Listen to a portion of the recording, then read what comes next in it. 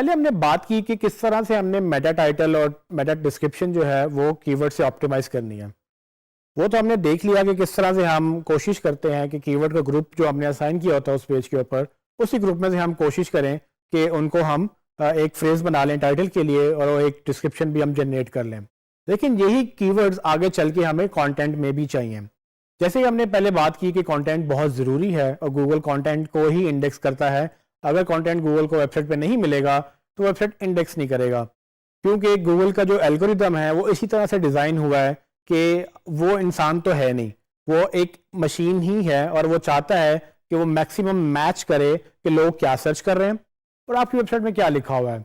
तो ये जो कॉम्बिनेशन है, ये जो बीच में जो पूरा प्रोसीजर चलता है, यहाँ पर गूगल का एल्गोरिदम या उसका पूरा जो प्रोग्राम है वो काम करता है और वो ये डिसाइड करता है कि अगर यूज़र ने एक चीज़ लिखी है तो उसको मैंने वो रिजल्ट दिखाना है जिसमें वो चीज़ लिखी हुई है। सो इसीलिए हम कंटेंट भी ऑप्टिमाइज करते हैं उसी कीवर्ड के अगेंस्ट जो हमने एक ग्रुप असाइन किया होता है।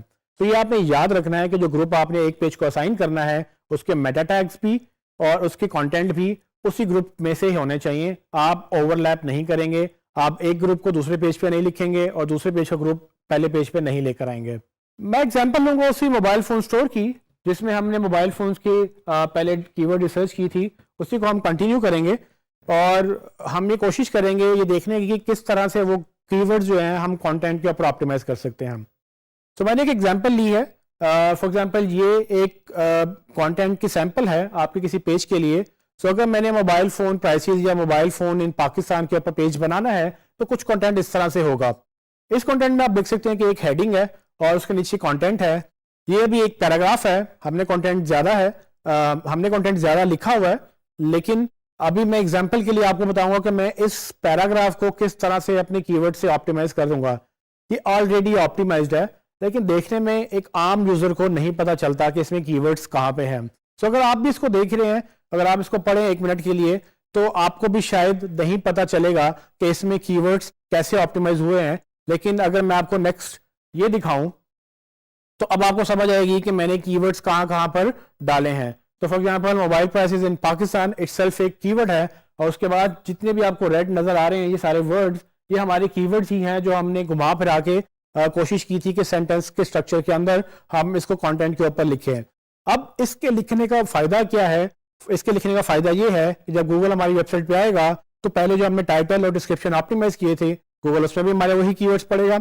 लेकिन फिर जब वो कंटेंट में आएगा तो उसको बार बार मैं वही कीवर्ड उसको याद दिला रहा हूं कि मेरा पेज असल में इस टॉपिक के ऊपर है और अगर इस टॉपिक के ऊपर है तो जाहिर सी बात है इसी टॉपिक की बार बार बात भी होगी। जब बार बार बात होगी तो मैं बार बार यूज भी करूंगा और इसको मैं ऐसे यूज करूंगा कि पढ़ने वाले को गलत ना लगे, क्योंकि अगर मैंने बहुत दफा इसको यूज कर लिया तो उसको बोलते हैं कीवर्ड स्टफिंग। तो मैं उसको स्टफ कर लूंगा, मैं मतलब उसको ज्यादा भर दूंगा अपने पेजेस को, जो हमें नहीं करना। इसके लिए हमें कीवर्ड डेंसिटी का ख्याल रखना है जो कि तकरीबन 3 से 5% की रिकमेंडेड डेंसिटी होती है। अब कीवर्ड डेंसिटी क्या है इस पे हम अभी बात करते हैं, लेकिन मैं आपको इसमें एक और बात क्लियर कर दूं कि जो आपको रेड कलर के ये जो वर्ड्स नजर आ रहे हैं ये तो हमारे कीवर्ड्स हैं, लेकिन हमने ये भी देखना है कि गूगल अगर एक चीज को सर्च करता है या एक चीज को ऑप्टिमाइज करता है तो ये भी ध्यान में रखता है कि वो पर्टिकुलर पेज में उस पर्टिकुलर टॉपिक के बारे में डिस्कशंस हो रही होंगी। फॉर एग्जांपल सबसे पहले अगर हमने देखा मोबाइल फोन्स को, जहां पर मोबाइल फोन्स की बात हो रही है तो वहां पर मोबाइल ब्रांड्स की बात भी होगी, उनके स्पेसिफिकेशंस की बात भी होगी और इसी तरह से प्राइसेस की भी बात हो सकती है। सो ये सब चीजें मिलके काम करती हैं। अगर हम अपने कीवर्ड्स को ऑप्टिमाइज कर रहे हैं तो आप मेक श्योर करें कि उसी टेक्स्ट के अंदर सिनोनिम्स भी डालें। सिनोनिम्स मतलब कि जहां पर स्टोर की बात हो रही है वहां पर मार्केट प्लेस भी यूज हो सकता है। तो इस तरह से आपको यूटिलाइज करना है अपने कंटेंट को ताकि गूगल को ये लगे कि हाँ ये सिर्फ कीवर्ड स्पेसिफिक कंटेंट नहीं है, एक जनरल कंटेंट है जिसमें कीवर्ड की बात हो रही है और मतलब मेन टॉपिक की बात हो रही है, लेकिन साथ और भी चीजें डिस्कस हो रही हैं। सो अगर एक नेचुरल बिहेवियर आप देखें तो लोगों में अगर आपने किसी चीज को प्रेजेंट करना है तो अगर आप एक ही वर्ड बार बार बोलेंगे तो उसको कैसा लगेगा? उसको यकीनन अच्छा नहीं लगेगा। सो गूगल भी इसी तरह से चाहता है कि आप एक ही बात जो कि आपका कीवर्ड है वो बार बार ना करें, आप प्रॉपर कंटेंट लिखें और उसमें आप अपने कीवर्ड यूज करें। सो वो हम इस तरह से करते हैं हम। लेकिन एक चीज हमें ध्यान में रखनी है, वो कीवर्ड डेंसिटी, जो कि 3 से 5% अलाउड है। डेंसिटी से क्या मुराद है? डेंसिटी से मुराद ये कि आपके पेज में सर्टेन कीवर्ड्स कितनी दफा रिपीट हो रहे हैं। मतलब ये कि अगर मैंने मोबाइल फोन के ऊपर कंटेंट लिखा, तो अगर मैंने 100 वर्ड्स लिखे हैं तो 100 वर्ड में से मेरा मोबाइल फोन का जो वर्ड है वो कितनी दफा रिपीट हुआ। अगर वो एक दफा लिखा गया तो 1%, अगर 2 दफा लिखा गया तो 2%। इस तरह से अगर 100 में से मैं कैलकुलेट कर रहा हूं तो वो परसेंटेज उसकी बढ़ती चली जाएगी। अगर मैं 100 लफ्ज लिख रहा हूं तो रिकमेंडेड ये है कि आप 3% तक जाएं। कुछ लोग 5% तक भी चले जाते हैं। 5% से ऊपर आप जाएंगे तो थोड़ा डेंजरस है। डेंजरस इस तरह से कि गूगल आपको पीनलाइज कर सकता है, आपको पेनल्टी डाल सकता है कि भाई आप कोशिश कर रहे हैं इसको ब्लैकमेल करने की, या आप उसको ब्लैक हैट एसईओ भी बोलते हैं, जिसमें हमने ये जिक्र किया था कि कुछ चीजें गूगल मना करता है। ये उन चीजों में से एक है। गूगल नहीं चाहता कि आप सिर्फ अपने कीवर्ड्स के ऊपर ही कंटेंट लिखें। गूगल ये चाहता है कि आप जनरल कंटेंट लिखें, लेकिन चूंकि हमने एसईओ भी करनी है तो हम गूगल की गाइडलाइंस के मुताबिक जो वो मना करता है हम वो नहीं करेंगे। हम सिर्फ अपने वर्ड्स प्रॉपरली उतनी दफा यूज करेंगे जितनी दफा हमें पता है कि गूगल माइंड नहीं करेगा। वो सेफ जो डेंसिटी है वो 3% तक है। कुछ लोग 5% भी जाते हैं, कुछ लोग 5% से ऊपर जाते हैं, लेकिन फिर वो गूगल से हिट भी हो सकते हैं। कुछ लोग 1% तक रहते हैं।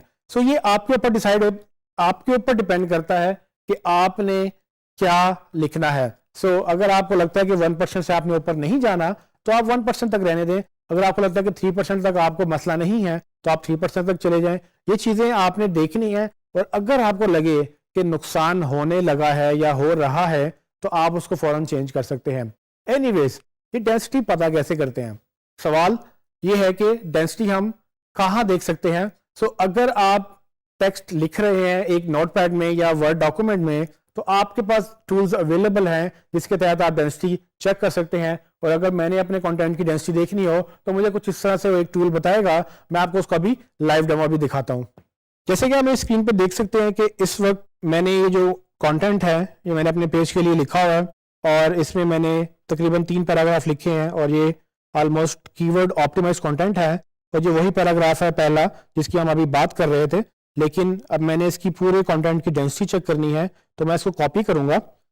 मैं इसको सिलेक्ट ऑल करके कॉपी करूंगा और गूगल पे मैं जाऊंगा और जाके लिखूंगा कीवर्ड डेंसिटी चेकर। बहुत सारे टूल्स अवेलेबल हैं ऑलरेडी मार्केट में जिसको आप यूज कर सकते हैं, लेकिन मैं एक रिकमेंड करूंगा टूल जो कि एसईओ बुक का है, जिसमें आप ये जो सेकंड रिजल्ट है इस पर आप क्लिक करेंगे तो आपको इस पेज पे ले आएगा। अगर आपको ये इस तरह से नजर नहीं आ रहा तो पॉसिबिलिटी है शायद वो आपको कहे कि लॉगिन करें। अगर आप ऑलरेडी लॉग्ड इन हैं तो आपको ये पेज नजर आएगा। सो अगर आप नया अकाउंट नहीं बनाया तो शायद आपको इस टूल को यूज करने के लिए इनके ऊपर फ्री अकाउंट बनाना पड़े, जो कि बिल्कुल फ्री है, लेकिन अगर आप कोई और टूल यूज करना चाहें तो आप वो भी कर सकते हैं। एनीवेज, मैं यहाँ पर अपना कंटेंट पेस्ट करूंगा और आप ये देख सकते हैं कि मैंने अपना वो जो कंटेंट लिखा था वो मैंने यहाँ पेस्ट कर दिया है, और ऑलमोस्ट 3 पैराग्राफ्स इसी के अंदर अवेलेबल हैं। अब आपने ये ध्यान में रखना है कि ये यूआरएल नहीं है, ये एचटीएमएल भी नहीं है, ये बेसिकली प्लेन टेक्स्ट है। मैंने प्लेन टेक्स्ट लिखा, मैं ऊपर से प्लेन टेक्स्ट सेलेक्ट करूंगा और प्लेन टेक्स्ट कॉपी करके मैं स्क्रॉल करके नीचे जाऊंगा और इन ऑप्शंस को मैं डिफॉल्ट ही रहने दूंगा और इसको मैं सबमिट कर दूंगा। जैसे ही मैंने उसको सबमिट किया तो उसने एक लिस्ट ओपन कर दी जिसमें आप अपना सारा टेक्स्ट देख सकते हैं। इसमें वो आपको ये बता रहा है कि आपके टोटल वर्ड्स कितने हैं, जिसकी काउंट तकरीबन 236 है। उसमें यूनिक वर्ड्स कितने हैं? यूनिक का मतलब ये कि ये वर्ड्स रिपीट नहीं हो रहे, ये एक दफ़ा ही आए हैं। उसके बाद आप नीचे आएंगे तो आपको वो 3 कॉलम दिखा रहा है, जिसमें कॉलम 1 में सिंगल वर्ड्स, कॉलम 2 में 2 वर्ड्स और कॉलम 3 में 3 वर्ड फ्रेजेस हैं। सिंगल वर्ड में आप देखेंगे तो मोबाइल तकरीबन 25 दफ़ा यूज हुआ है और उसकी डेंसिटी 6.05% है। पाकिस्तान तकरीबन 14 दफ़ा यूज हुआ है और इसकी डेंसिटी तकरीबन 3.39% है। और इसी तरह से आप देखते चले जाएंगे कि आपका कौन सा कंटेंट कितनी दफ़ा यूज हो रहा है।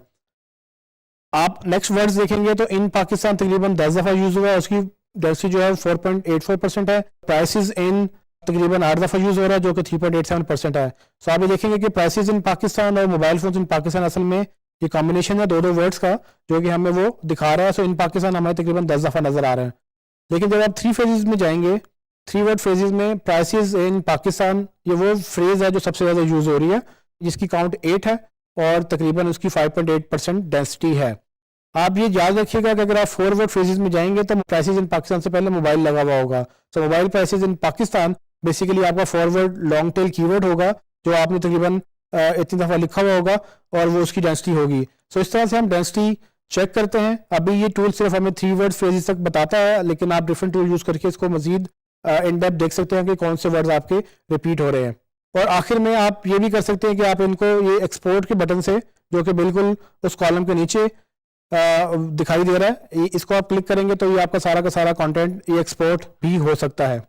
जैसे आप इसको क्लिक करेंगे ये एक फाइल डाउनलोड कर सकता है। इसने कीवर्ड डेंसिटी की फाइल डाउनलोड की और ये एक्सेल शीट में है। जब मैं इसको ओपन करूंगा तो ये मेरे पास यही सेम फॉर्मेट जो है, यही सेम कंटेंट मेरे पास उसमें एक्सेल में भी आ जाएगा, जो कि मैं बाद में यूटिलाइज कर सकता हूँ।